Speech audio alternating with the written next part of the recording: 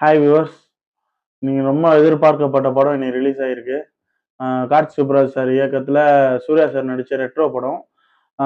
கங்குவாக்கு அப்புறம் ஒரு கம்பேக் கொடுக்கலாமான்னு எதிர்பார்த்து இருந்தாங்க எல்லாரும். அதுவும் இல்லாமல் கனிமா சாங்லாம் ஹிட் ஆகிருக்கு. வாங்க அதை பற்றின ரிவ்யூக்குள்ளே போகலாம். Welcome to movie snacks. இந்த படத்தில் கேஸ்ட் அண்ட் க்ரூ யாருன்னு பார்த்தீங்கன்னா சூர்யா சார், பூஜா ஆக்டே, நாசர் சார் பண்ணியிருக்காரு, பிரகாஷ் ராஜ் சார் பண்ணியிருக்காரு, அடுத்து வித்துன்னு ஒரு புது ஆக்டர் பண்ணியிருக்காரு. அதுக்கடுத்து வந்து தமிழ் தானாகாரன் தமிழ் பண்ணியிருக்காரு.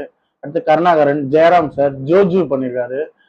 இவங்கெல்லாம் கேஸ்ட் அண்ட் க்ரூ பண்ணியிருக்காங்க. இந்த படத்துல ஒரு ஒன்லைன் என்னன்னு பார்த்தீங்கன்னா, லவ், லாஃப்டர், வார் இந்த 3 செக்மெண்டா கதையை கொண்டு போயிருக்காங்க. அது இல்லாம இதுல வந்து ஒரு கிருஷ்ணனோட பிறப்பு இறப்பு அந்த அவரோட பர்பஸ் என்னன்ற டீகோட் விஷயம்லாம் இந்த படத்துல சூர்யா சாரோட கேரக்டர்ல வச்சு காட்டியிருக்காங்க. அதுக்கடுத்து இதுதான் அந்த படத்தோட ஒன்லைனா கொண்டு போறாங்க. அதுக்கடுத்து பாத்தீங்கன்னா இதுல வந்து ஜோஜு வந்து சூர்யா சாரோட வளர்ப்பு தந்தையா வர்றாரு. அவர் ஒரு கேங்ஸ்டரு.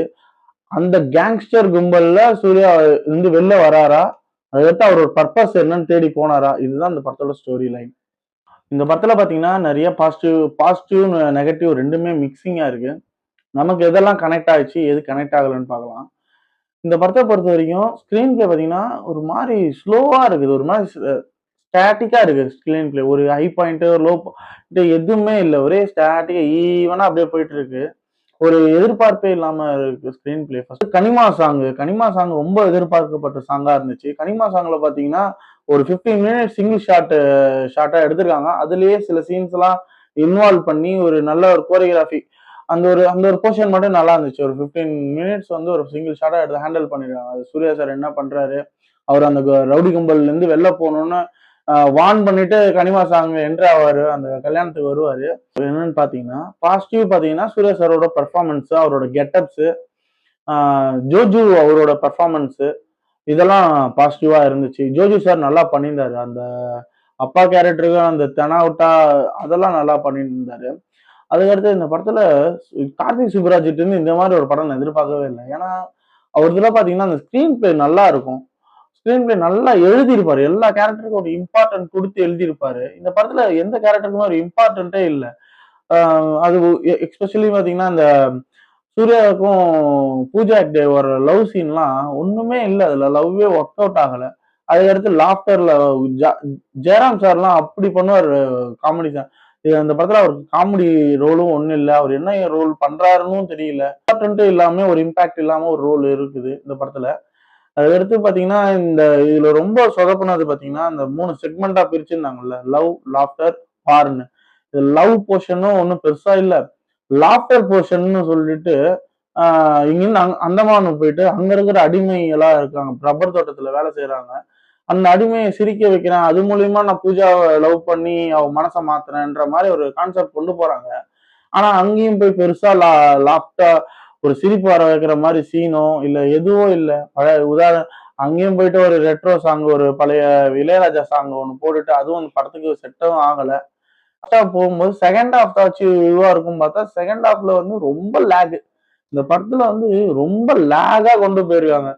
ஒரு ஸ்கிரீன் பிளே பாத்தீங்கன்னா ஒரு டக்கு டக்கு டக்கு டக்குன்னு இல்லாம ஒரு மாதிரி லேகா போயிட்டு ஒரு சீன் கூட மனசுல நிக்க மாட்டேங்குது. இந்த சீன் தான் இப்படி ஒரு சீனு, இந்த ரெட்ரோக்குன்னு ஒரு சீனு, சூர்யா சாருக்குன்னு ஒரு சீனு அப்படின்னு ஒரு ஒரு சீன் எதுவுமே இன்ட்ரோ ஆகட்டும் ஒரு மனசுல நிக்க மாட்டேங்குது. இன்னொரு வில்லன் வராரு, அவர் தான் பெரிய வில்லன். அந்தமான்ல காட்டுறாங்க. அவர் ஒரு பெரிய பண்ணையார் மாதிரி அவர் ஒரு வில்லத்தனம் பண்றாரு, சர்வாதிகாரம் பண்றாரு.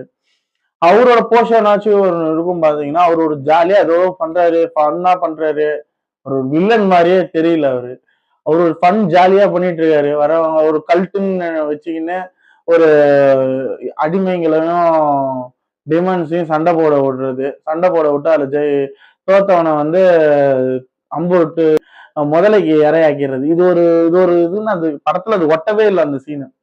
இது இது இது பாத்தீங்கன்னா இந்த கிளாடியேட்டர்ல ஒரு சீன் இருக்கும், அடிமையை விலைக்கு வாங்கிட்டு வந்து சண்டை போட விடுவாங்க. அது மாதிரிதான் இருக்குது. அதுவாச்சும் பரவாயில்ல, அது நல்லா கொண்டு போயிருப்பாங்க. இதுல அந்த அளவுக்கு அந்த இம்பாக்டே இல்லை அந்த கல்ட்டு சீன்லாம்.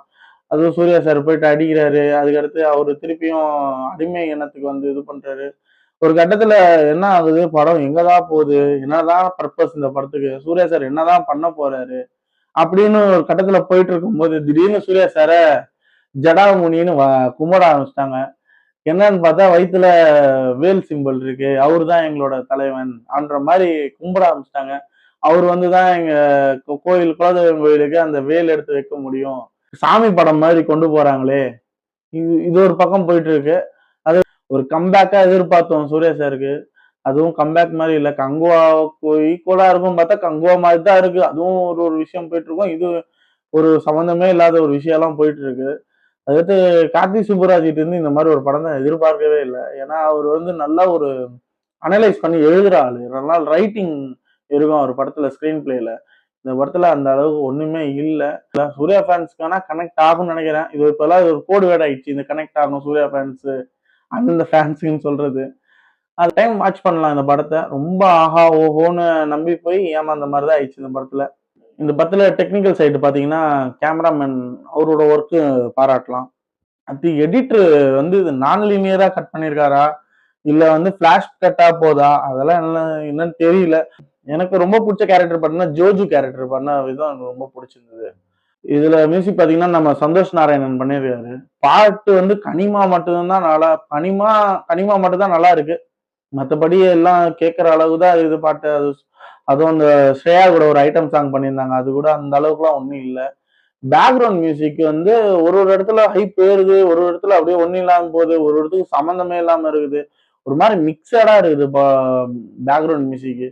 தீமா ஒரு தீமா பண்ணி அதை கொண்டு போன மாதிரி இந்த படம் இன்னும் நல்லா இருந்திருக்கும். இது இஷ்டத்துக்கு மியூசிக் வந்ததுனால ஒரு ஒரு என்ன சொல்ற தனியா தெரியுது ஒண்ணு. படத்துக்கும் மியூசிக்கும் சம்மந்தமே இல்லாம ஒண்ணு இருக்குது. உங்களுக்கு இந்த ரிவ்யூ பிடிச்சிருந்ததுன்னா கமெண்ட், லைக் பண்ணுங்க, சப்ஸ்கிரைப் பண்ணுங்க. உங்களுக்கு என்ன படம் என்ன பிடிச்சு பிடிக்கலன்னு சொல்றது கமெண்ட்ல சொல்லுங்க. நெக்ஸ்ட் மூவில பார்க்கலாம்.